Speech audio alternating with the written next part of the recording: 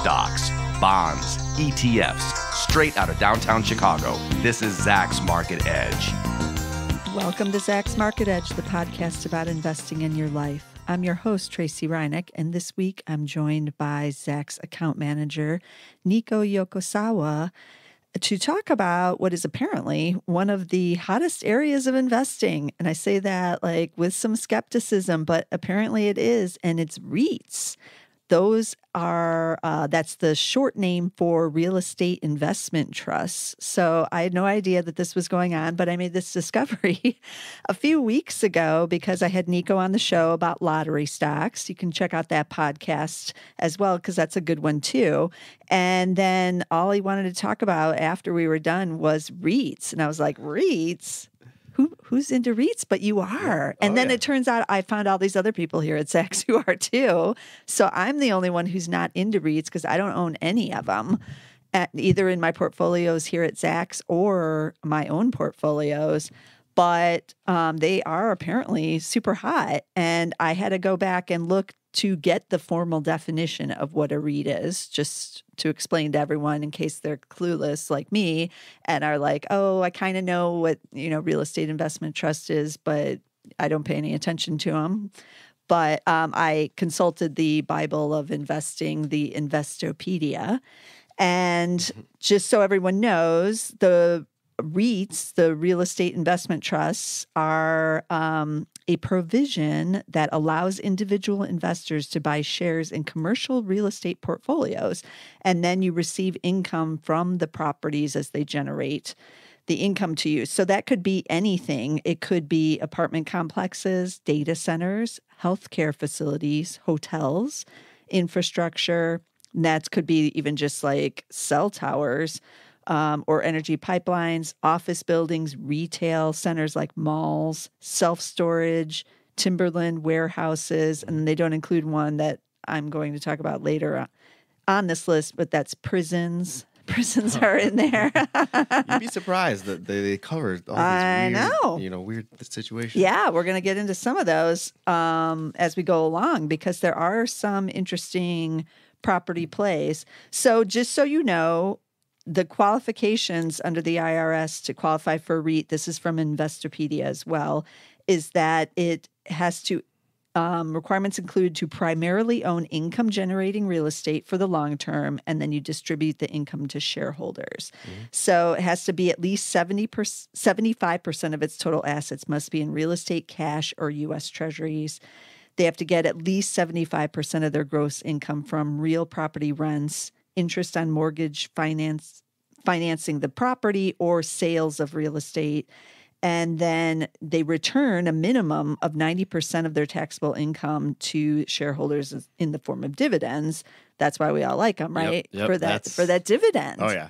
Yeah, it like always sucks you in. And some are, pretty juicy, actually. And it's the requirement that they have to do it. Yeah. If you're a public company, otherwise just paying regular dividends, they could stop it, lower it. Right. But they're directly tied to their income is going out to you. Right. Whatever's coming in has to go out to you.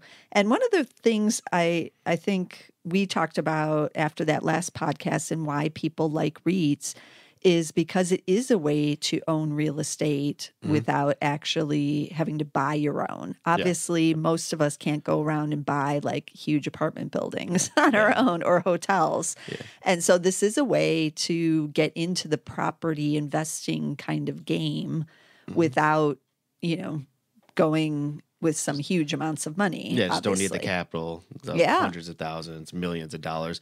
And also it really takes you away from the management or maintenance costs of owning real estate property. Right. That's the last thing I want to do. I mean, sure, you can buy an apartment building here in Chicago and become a landlord and deal with all of that, but do you want to? Yeah, no. Even I just want to get paid out. Right. I don't want to get the late one destroys your mood for a while. I don't want to get I don't want to get those phone calls late at night, like, my toilet is backed up or whatever, or worse. I don't even know. And it's on you. You have to go, you have to go fix it. Right. This way I'm just getting the benefits without all the pain. Now, also Investopedia, I looked up this part too. So when you get those dividends from a REIT, it is taxed as regular income. It's not considered like a capital gain. So that's one thing to keep in mind for the tax purposes of REITs too, because it's a little different than the other types of investments. Now, it all sounds like so glorious. Like, why wouldn't I want to do this and get the big dividend? Well, also remember that they're not considered as high of growth stocks, obviously. Yeah. And that's why you're getting just the income from the real estate coming in. But they're, for the most part, but not completely, but for the most part, aren't going to be growing, their earnings side of the equation like 20% a year over year. It kind of makes sense if you're giving all your earnings back out to the Right. investors. You don't really have much to reinvest back into it. Yeah. So keep that in mind. And I looked up some of the stats. So the REITs year to date are up for the industry 19.6%. That's what we have for Zacks. And I believe, let me see, there's 116 companies in the REIT industry on Zacks.com. So that's a pretty good selection there. So 19.6, that's up. That's outperforming. It's a lot higher than I would have guessed. The S&P's up only like 13 in that time. And then, but going out further, I looked, and 5 years, the REIT industry is up 33.8%, but the S&P 500, they use the ETF as a comparison here, the IVV, it's up 61. So you're almost doubled if you just bought the S&P 500 over that 5-year time period. I don't think this includes the dividends, though. Yeah, I don't think it does. So, and some of these, you're really going to get like really nice dividends. And if you reinvest, you could see quite a bit extra gain just off of that. So then the question is, how do you find these? Because we do have 116 of them in our ranking alone. And there's even more than that are probably public out there. So it becomes a question of, it seems like kind of overwhelming to find the good REITs, I should say. And I do think that investors can use some of our tools to find the REITs, because that's what I did to prepare for this one. I was like, okay, I don't know that I have a few REITs that I have looked at over the years and things. I'm going to talk about one of them. But otherwise, I'm pretty clueless about the REIT situation. So I went to the industry and I just looked up, like, who is number one? Who is a Zacks rank number one right now? Strong buy. And there were only 2 out of the 116. So that's pretty crazy that there's only 2 in there. Yeah. But it does allow me to narrow to those 2. I'm going to tell them what they are in a second. I'm curious. Yeah. And so you can use that. And then I did do the cheat that you suggested when I asked you to do this podcast, and that I did look at the top 10 stocks, because in the Zacks top 10 portfolio that comes out in January, there is a REIT in there in the top 10. So, and Shrazmian, who's our director of research here at Zacks, runs that portfolio. And I'm like, well, he does know what he's doing in picking those stocks. So there must be something good in that REIT. So I did investigate like what was going on with that one, and I'm going to talk about that one too. Okay, I'll save that. Yeah.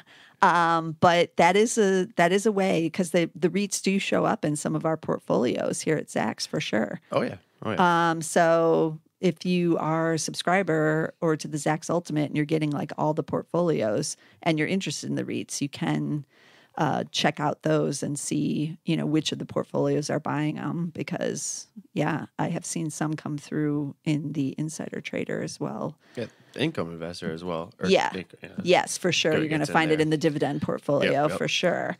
Okay, so let's talk about the one that's in the top 10 stocks, because I did go immediately over there to find out what that one was. And it's Omega Healthcare Investors, ticker OHI. And what they do is skilled nursing facilities and assisted living in both the U.S. and the U.K. They've been paying an annual dividend since 2003. I found this all out on their investor site. And they have over 900 operating facilities in the REIT. So this is one of the bigger ones. But they also pay out super nice dividend. 7.3% is the yield right now. PE is 11.9. So fairly cheap. A lot of the REITs tend to be on the cheaper side because, again, the growth just isn't there. And so you're not getting the you're getting investors who don't want to overpay for that income. Yeah. So it's a little bit better PEs here. But I kind of like the healthcare side for the REITs because the baby boomer generation is so big and they are starting to having to go into these types of facilities, the assisted livings and whatnot. So that was my same train of thought. I mean, I followed Shiraz in on this back in January after he picked it up. So you bought it? Yep. Do you still own it? I do. Okay, so this is like a long-term Yeah, I mean, obviously, if you're getting the dividend, you're not day trading it. Yeah, I actually instead of my regular investing account, I put it in my Roth IRA. Okay. So I figured this will be one that I just have in there. Then you don't pay any tax on that. Yep. So very long term. When I saw it, looked at it, as you said, very high dividend on the higher side at 7.3%. Yeah.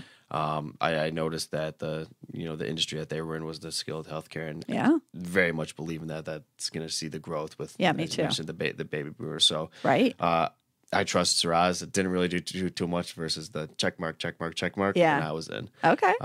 Cool. So very happy with that one. It was actually right off the bat in the beginning of the year. It had a skyrocketed up. I think I got it in around 35, went up to 40 pretty fast. Wow. And now since, the volatility recently, it's come back down a little bit. I think it's hovering around 36, 30. Okay. Well, yeah, I think that's what we were seeing in those year to date, the 19% return with the whole industry. They most likely did, get sold off there at the end of 2018. So some people saw some buying opportunities on the property side on real estate. So we're getting a little bit of boost here. Okay, so what are the ones that are number ones? I had to look those up. Okay, so the first one is Arbor Realty Trust. The ticker is ABR. They're on the smaller side. They have a market cap of just $1.5 billion. But I had to print out what they do because all these things are, a little more complicated with the REITs. But they provide loan origination and servicing for multifamily, senior housing, healthcare, and other diverse commercial real estate assets. So they're in New York. So basically, they provide the financing, it says. So a little bit different. More on the financing side than on the actual owning of the real estate. That's interesting. Yeah. But dividend yield 7.9% right now. Ooh. So, yeah, that's pretty up there. And then the PE is just 10.6. The second one is called Geo Group, and the ticker is GEO. And they're a little larger, market cap of $2.7 billion, and this is the one that's the prisons. Okay. They do correctional, detention, and residential treatment services to government agencies around the globe. Now, I realized as I was looking at that one, I was like, there are some investors out there who won't want to own prisons. Yeah.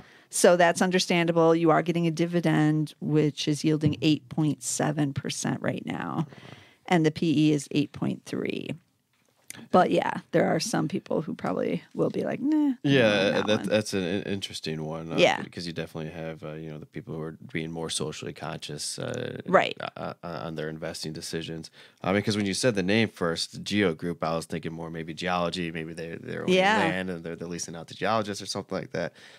Just by word association, when you said prisons, I was like, oh, okay, that's an interesting name to come up with. Maybe trying to hide it to the fact on other investors themselves. Like, they'll see the dividend, they'll invest. Exactly. And then another one that acts more like a growth stock. So this is a rare REIT, and this is the one I am most familiar with and have been for the last year or year and a half or so because it's a pot stock too. Oh. So this is an area that I do think we're going to see more REITs developing. And this is one of the few so far, but as I said, I think more is going to come about because of just the nature of it, that you have to grow the pot somewhere, and that's like property related. Oh, yeah. So it's going to fit in the REIT category. And this one is Innovative Industrial Properties. Ticker is IIPR. They're still on the small cap side, 855 million market cap. They are actually a number 4 right now, but there's not a lot of analysts covering them. Big time earnings growth, which you normally don't see from many REITs. So they're expected to make $2.57 this year and then $4 next year. So huge earnings growth. but you are paying a price for it. The shares have soared because anything pot related, and people discovered that this one pays a dividend. But PE is 33.9 right now. So it is acting much more like the growth stock, but it's got the earnings growth. And then dividend yield is on the lower end at 2.1% right now. Okay. But it's the only pot stock that I know is paying any kind of dividend. That's like a pure play pot stock. Yeah. And what these guys do, they're in the United States, actually. So they're not a Canadian firm. They buy up buildings where people are leasing from them for medical marijuana. So in all the states that have legalized the medical use of the marijuana, they're able to buy up the properties and then lease them out to people who are growing for the medical purposes. Okay. So that's where their income generates. In the last I checked, they were in 12 states, I think it was, or they had 12 facilities. So they are on the small side, but they keep adding whenever some of the states legalize. Get right on in there. Yeah. They don't hesitate. So this could be like a rare growth play on the REIT side. It's interesting. You see that it's relative to the other REITs as a higher PE. Yes. Just like as you see with regular pure play kind of pot stocks. Right. Their PEs are astronomically high. If they even have one. At least these guys have one because they actually are generating earnings. Yes. And they're paying it back out to the shareholders. So, that's kind of an interesting one if you're looking for something that's acting more like a growth stock. But if you look at that stock chart, you'll be like, oh, yeah, that's acting more like a growth stock because it's been pretty crazy over the last year on that one. And it's pretty volatile. It probably still will be for the at least near-term future. Yeah, so that's a little more risky one. And then I took a look at some of the insiders have been buying in a few of the REITs. And so I took a look at one of the ones that an insider has been buying just out of curiosity, like why this one?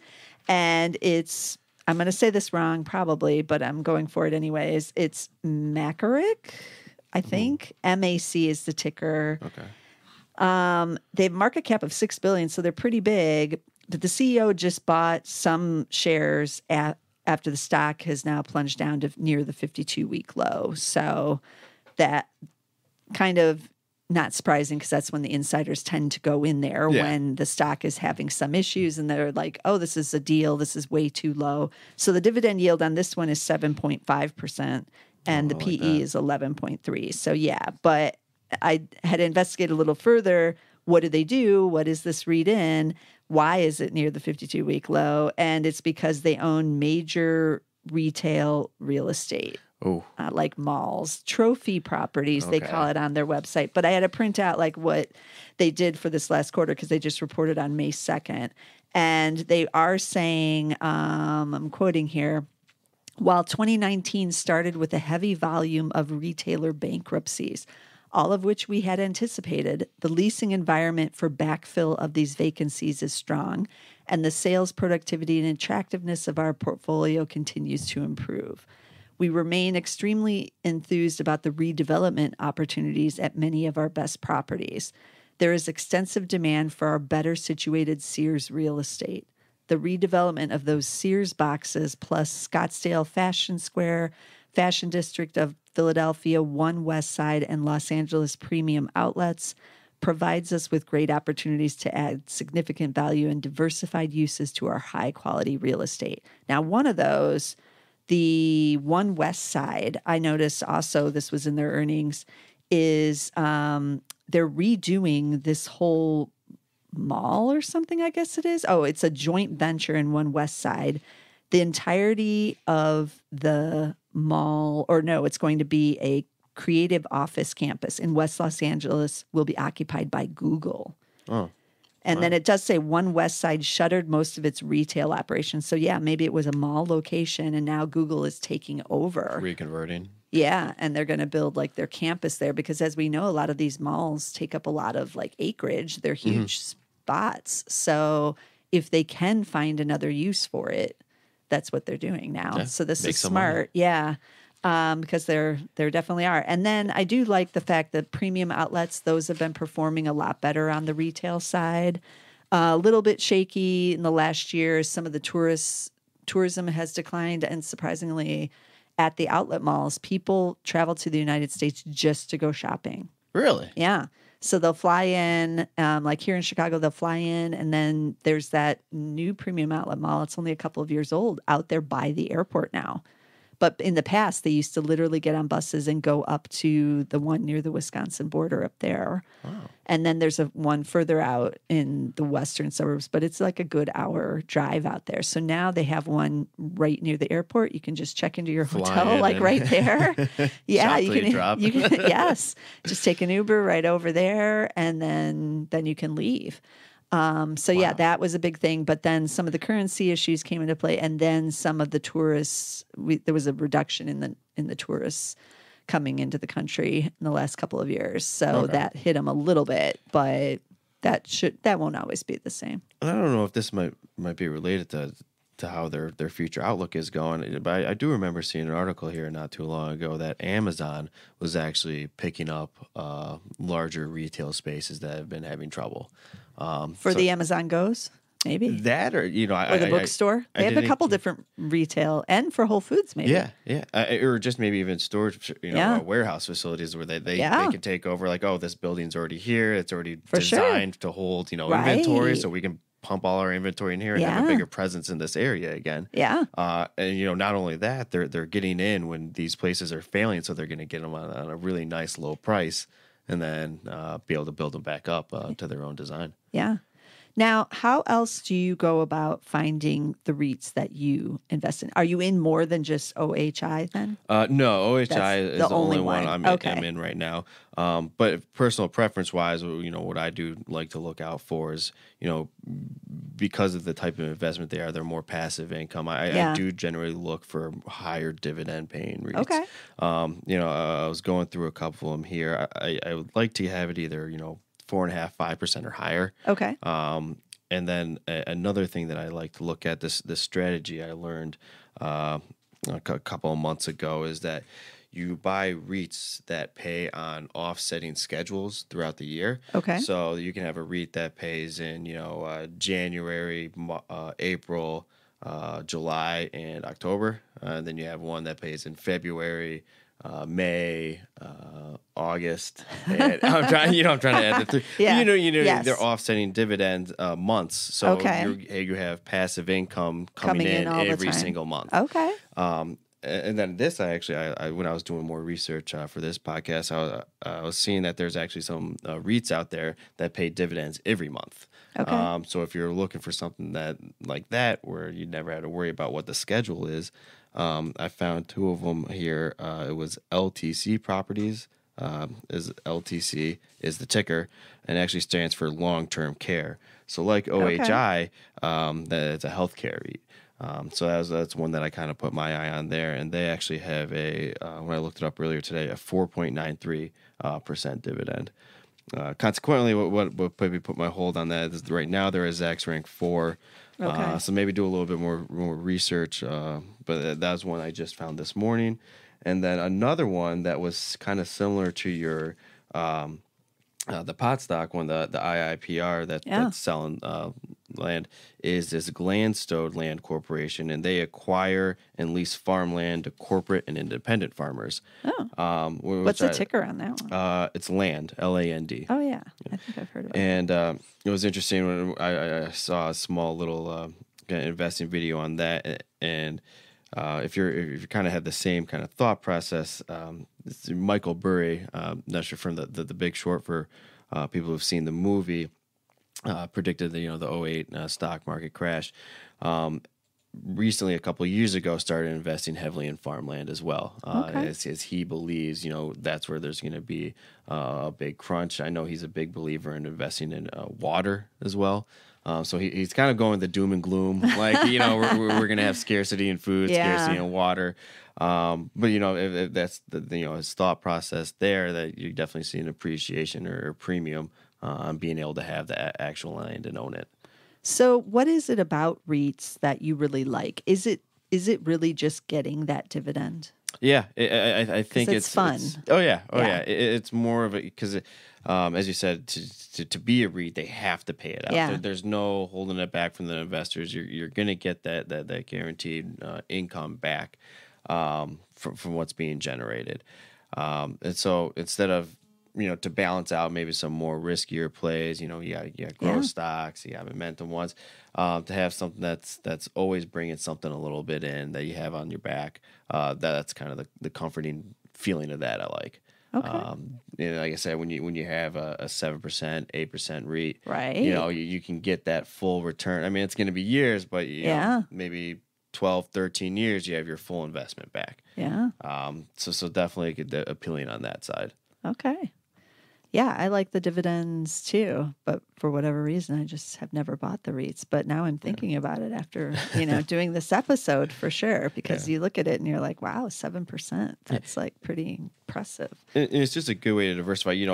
Instead, it's not really investing into a company as more as like you start investing into real estate. So you start thinking of it, it's an alternative investment to your portfolio. Yeah.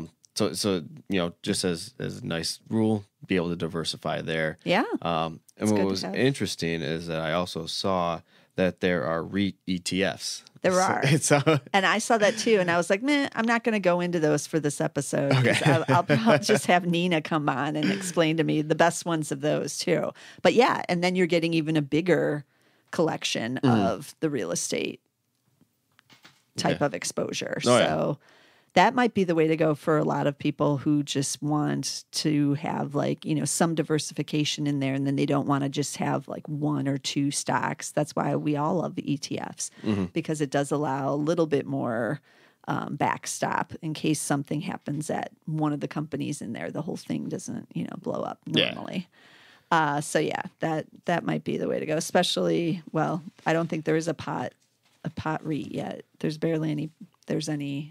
only a couple, that one REIT that I know of in there. There's no ETF for it yet, though. But like I said, there's a lot of going on, in these industries. So it's always good to keep an eye on everything. So I'm gonna have Nina, our ETF specialist, come back on to talk about the ETF side of the REIT picture. But this is a lot of good examples, I feel. But use the Zacks rank. That's how you can at least start your research, because it's never hurts, like I just did, to look at the ones and the twos and see what's going on. I'm definitely going to take a look at the two number ones.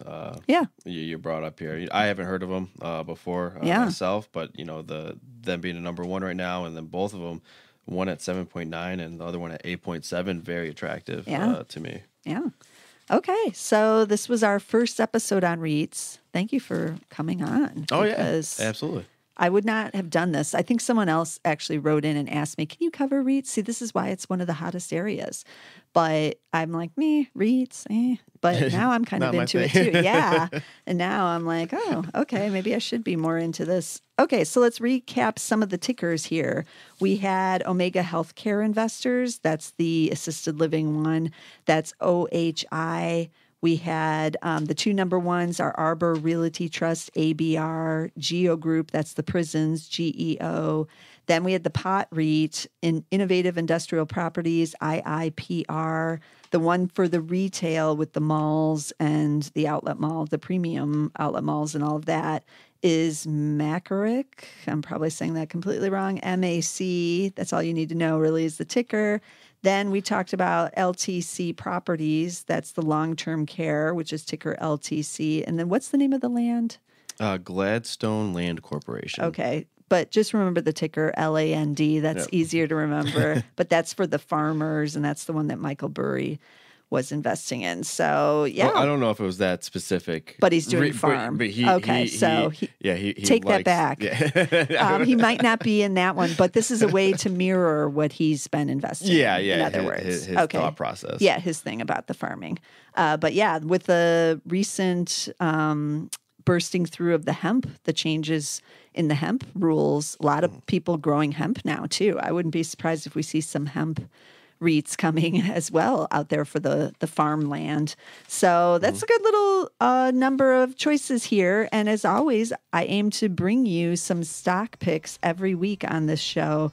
And this is one of the hottest areas on the REITs. So you don't want to miss a single episode. Be sure to subscribe to get the market edge. You can get us on Apple Podcasts, and we are now on Spotify. And I know some of you are tuning in over there, and you can also get us on SoundCloud, where you're going to get 2 for 1. You get the Market Edge plus the Value Investor if you really want To get a lot of stock picks, subscribe over there and you'll get 2 for 1.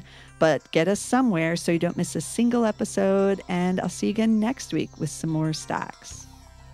This material is being provided for informational purposes only, and nothing herein constitutes investment, legal, accounting, or tax advice, or a recommendation to buy, sell, or hold a security. Do not act or rely upon the information and advice given in this podcast without seeking the services of competent and professional legal, tax, or accounting counsel. Publication and distribution of this podcast is not intended to create, and the information contained herein does not constitute an attorney-client relationship. No recommendation or advice is being given as to whether any investment or strategy is suitable for a particular investor. It should not be assumed that any investments in securities, companies, sectors, or markets identified and described were or will be profitable. All information is current as of the date herein and is subject to change without notice. Any views or opinions expressed may not reflect those of Zacks Investment Research as a whole.